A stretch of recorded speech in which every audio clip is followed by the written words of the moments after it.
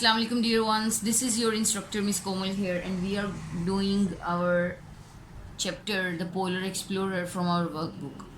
So the third activity that we are going to do today is building sentences. So what we have in this activity is work in pairs, make oral sentences about the pictures, use an adjective and a picture clue in one to make a subject, and other adjective and a picture clue in two to make a predicate. So take turns to make sentences. Listen carefully for any mistake. So this is the activity that you can do on your own with your siblings, with your family, and with your friends.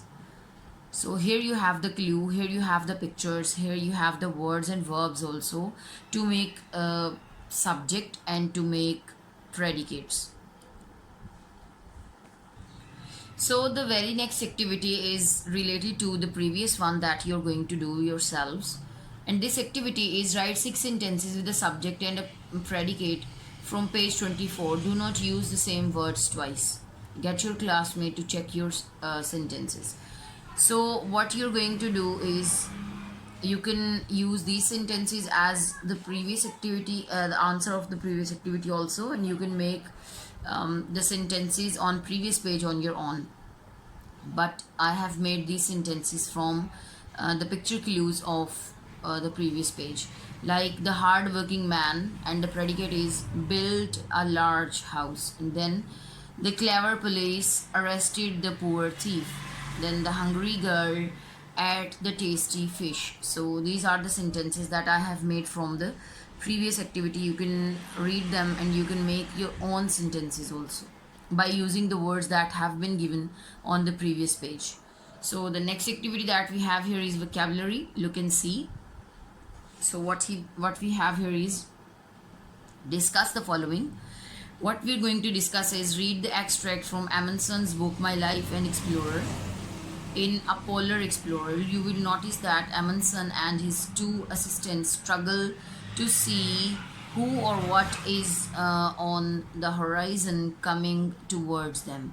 At first, they think they can see caribou, but when one of them, who has better eyesight, has a look, he sees that they are men.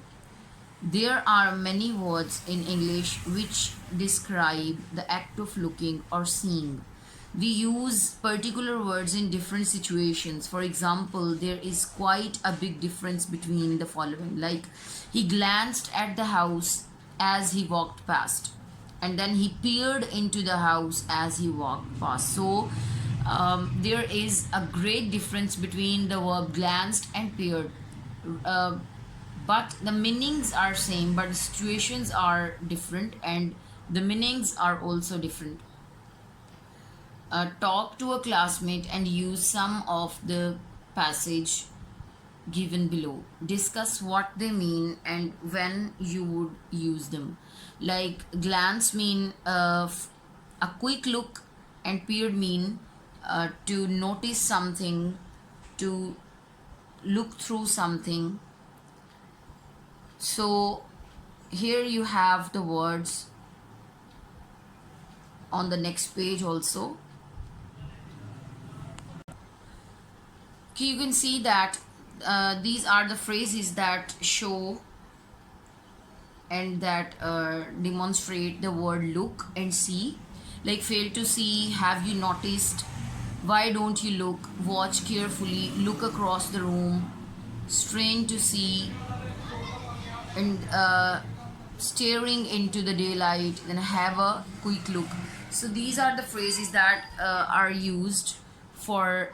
So right in that page, in this page, you have the words, approximately 26 words having the meaning of looking and seeing something, noticing something, beholding and glancing something. So here we have the question, do you know when to use these looking words? Work with the classmate, first make sentences orally, then use the words and write sentences of your own.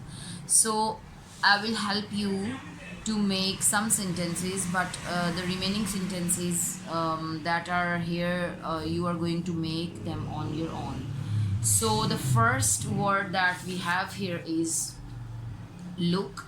So you can write the sentence like Hina looked up at the sky while the stars were twinkling. So the next word is peer. That is to notice. That mean to notice. So the sentence for this word would be Blake screwed up his eyes trying to peer through the fog. The next one is glare. So sentence would be Maria narrowed her eyes against the glare of the sun. Then gaze. So he gazed at me with anger. Then inspect. So the police inspected Adil for theft. And the next one is Google. The sentence would be I googled at them in total disbelief. So here you have the remaining words that you're going to make sentences on your own. So this was your lecture, student. See you in another class. Till then, take care. Allah Hafiz.